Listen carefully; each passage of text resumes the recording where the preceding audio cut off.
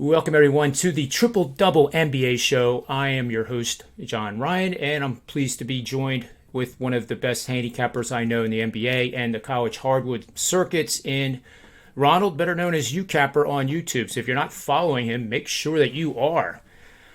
Coming off Thanksgiving holiday weekend, and I need a holiday just to recover from the holiday, Ronald, but everything's rolling pretty well for both of us. You can check out our hot streaks over at sportsmemo.com, and we have a lot of specials going on in the month of December, guys and gals, so take advantage of them. They're cheap subscription prices. Some of them, if you buy them, it will average out to less than $3 a day, so it's kind of a layup in our humble opinion.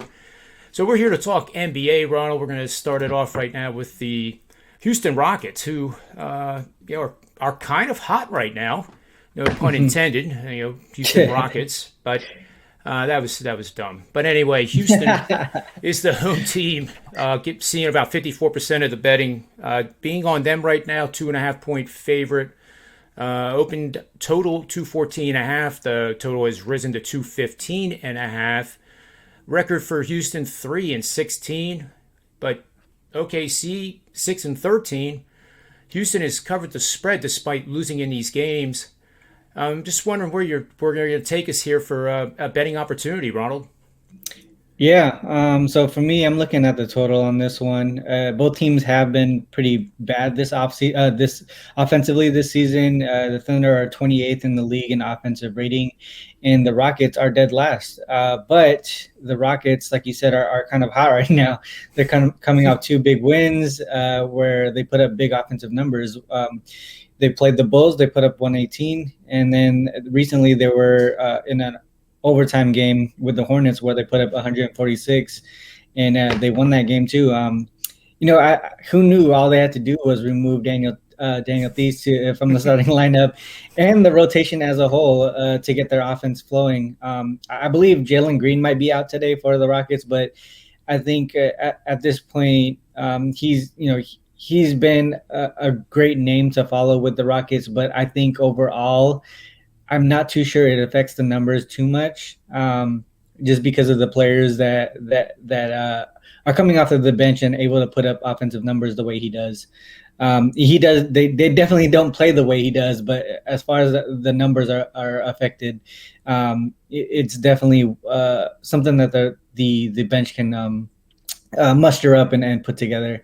And obviously they were able to do that against the Hornets. The Rockets, they play with one of the fastest pace in the league.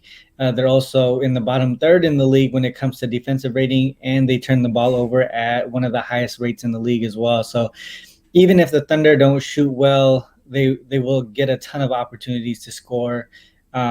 With that said, I am agreeing with the line movement from 213.5 to the 215.5 where it is now. I'm definitely leaning to the over in this game. I can't disagree, Ronald. My database came up with a pretty powerful over system, and it's betting on teams with a total of 200 points or more. They have successfully covered the spread in 2 of their last 3 games and facing an opponent that has covered the spread in 6 or more consecutive games, that being Houston. This situation's record, though, is 0-3 this season, and I totally believe that is reflective of the lower scoring in the NBA that you and I both think will bottom out fairly soon, and there'll be a lot more overs than unders as the market essentially overreacts to all the underplays that have occurred. But I do like the over here, and Houston, that was a great comment about the player switch and the rotation, and all of a sudden they score 118 points against a pretty good Bulls team. Yeah, it's almost shocking. For those that want to know, the Thunder are 8-0 their last 8 games, facing a team with a losing straight-up record, and obviously Houston qualifies in that. Thunder 6-0 their last 6 road games. Rockets 23-49 against the number of the last 72, playing with a day of rest. And lastly, Rockets are 1-9 their last 10 following a straight-up win. And now we're going to move to the Pelicans and the Clippers. New Orleans is seeing only 30% of the bets right now. That's not surprising given their abysmal record of 5-17, 9-13 against the number. They're 2-10 on the road, for goodness sake. 3-9 on the road. Clippers are only favored by 6.5 points after opening at 7.5. 210 was the open for the total. It remains there as I'm looking at it live. What do you see as a betting opportunity in this game, Ronald? Yeah, I mean, looking at the number going from 7.5 to 6.5, I kind of think that has to do with the Pelicans looking a lot better with Ingram back. They were able to get a couple nice wins against the Wizards and the Jazz last week, two of the better teams in the league. But this will be their third road game in 4 nights, even though 2 of them were actually in Utah. So they didn't travel anywhere too much. But it's still time to play three games in 4 nights in general. The last time these two teams played as well. So the Pelicans got the W at home, and they won by double digits. So the Pelicans even limited the Clippers to 81 points in that last matchup that they played together. I think this is a nice revenge spot for the Clippers, and they're also coming off a double-digit loss to the Warriors. I think this is kind of what gives us a nicer number for those who want to back the Clippers. Just a combination of all those things put together. Ingram coming back, them playing a lot better. Pelicans getting the W in the last matchup, especially by double digits, and then the Clippers losing by double digits in their most recent match. So I look at those types of things, like a combination of those things, to see why numbers move and where we can get, sort of like a benefit on the number, whether it's the side or the total. You want to look at those types of situations. So for me, I'm not buying the Pelicans right now still, even after they got those 2 wins last week. I think there's a solid chance the Clippers win this one by double digits in a revenge spot, and sort of a bounce back spot too. Yeah, I'm with you on this one too, Ronald. For the new bettors out there, there's 2 angles here that look like they're conflicting, and you and I both know which one is more meaningful than the other. But in an effort to help new bettors understand a powerful trend and a trend that basically offers no profitable potential whatsoever, and the Pelicans are 3-8 against the spread the last 11 following a straight up double-digit loss, but they're 20-8 in the last 28 Monday night games. So which one has the more potential and the more meaning to you? What was that first one again? They're 3-8. Pelicans are the last 11 following a straight up double digit loss. Yeah, I would say that one would be more powerful. Just be even though we're looking at, like, if most people would look at the percentage and say, whoa, they're whatever 70 something percent on Mondays, like that doesn't say anything really. I mean, it's a day. That's way too fitted. You're really kind of at that point reaching there. Whereas you can kind of tell there's a story behind, the first trend that you mentioned, losing by double digits, right? Is that right? Yep. Yeah. So you can kind of tell they're on a downward slope. And then you go ahead and take that trend and say, all right, let's put that against who they're playing. And the Clippers are one of the better teams in the league. And that's what I was saying kind of earlier, where you take multiple situations and combine them together and you figure out, where are you getting a favorable number, right? Like Yep. you would normally see, for me, I would say this would normally be like an 8 or 9 point favorite for the Clippers. But because all these different situations where, some of the public may lean to the Pelicans, you're seeing that line go that way. So for me, I think we have a favorable number on the 6.5, and I would lean the Clippers here for sure. Yeah. Lastly, I'll ask you: at what point would the Clippers be not a valid bet? I mean, I'm expecting a double-digit win from the Clippers, so I would bet it all the way up to 8.5 if it went there. But it seems like the trend is actually lower. So do you think it's worth waiting to get 5.5, or is that unrealistic? Maybe 6? Yeah, I know. I know, like in the NBA, like I would want to say like the 4.5 to like 7.5 line range is really tricky.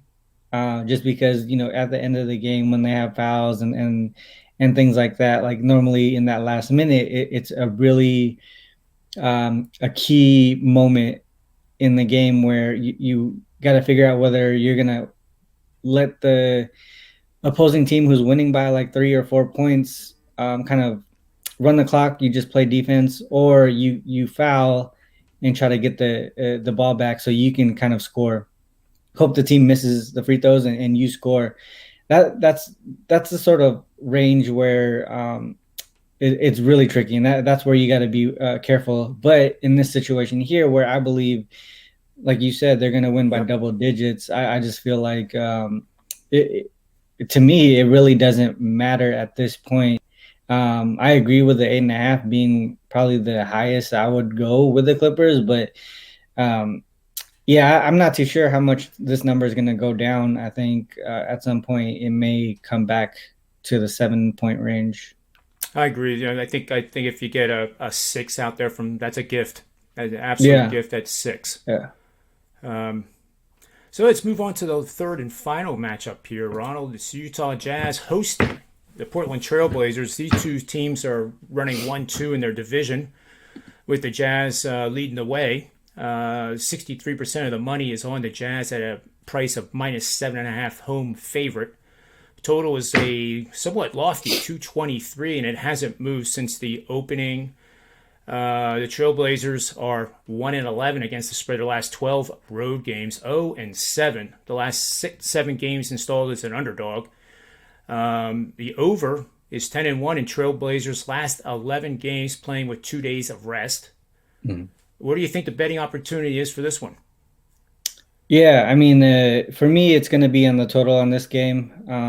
I agree with how the Blazers have been terrible on the road. After a 4 game win streak, I think a lot of people were thinking, oh, maybe they put it all together. But no, they lost 2 in a row on the road, including an outright loss to the Kings. And so that kind of goes with the whole trend of them not really playing great on the road. The Blazers will be without Norman Powell. Tonight. I think I think he's one of their better on ball defenders. So he'll be missed in that way tonight. And I think Anthony Simons might be the guy who kind of jumps in and gets his minutes. And he's more of an offensive minded player. And with this only being their second game in 5 days, the Blazers will be well rested too. So I think they might come out with a lot of firepower, but not a lot of defense.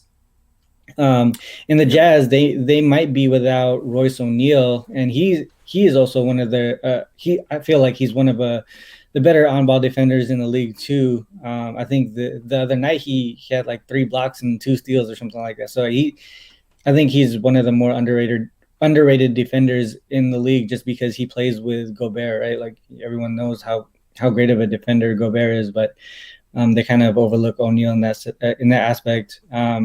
And if he is out, that means Ingles is in the starting lineup again. And the Jazz, with Ingles in the starting lineup, I think they're really, man, I feel like their offense really just goes up tremendous, like a lot.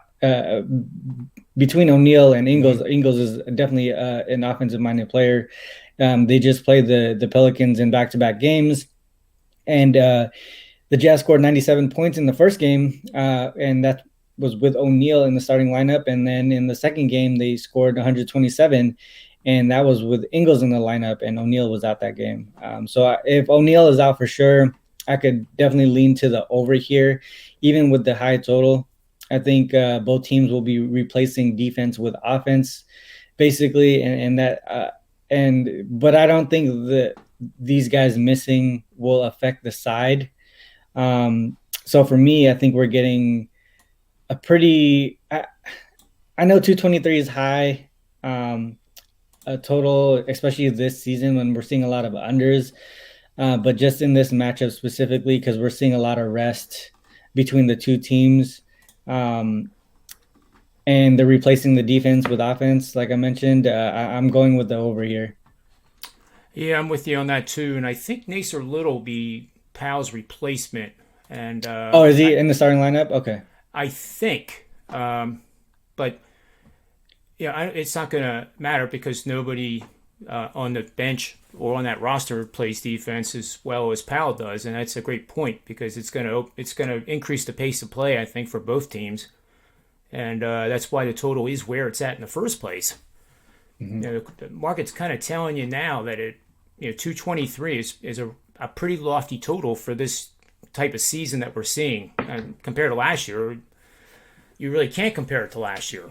I think this game probably would have been 230 last year. But some of these overs are going to come through, and I have a little betting angle here playing on the over road team, and the line is 220 to 229.5, so I'm bracketing 10-point increments. The team allowed 115 or more in 2 consecutive games, which Portland has done. And they're facing an opponent now that scored over 125 in their last game. That's over a 25-year season. Has gone 40 and 14 to the over, and that's 74%. So I think of the 3 games we've broken down, me personally, I think my best bet here is definitely the over in the Portland-Utah Jazz game. Is there one that sticks out for you, the 3, Ronald? For me, I'm looking at the Clippers. I really like the value we're getting in this number here. I think 6.5 is already a good number, and I feel like there's a possibility of it coming back up to 7.5. So we'll see. We'll see it. But I think for me, with these 3 games, Clippers might be the one for me. Great job, Ronald. So on behalf of Ronald, myself, sportsmemo.com, and wagertalk.com, may all the wins be yours.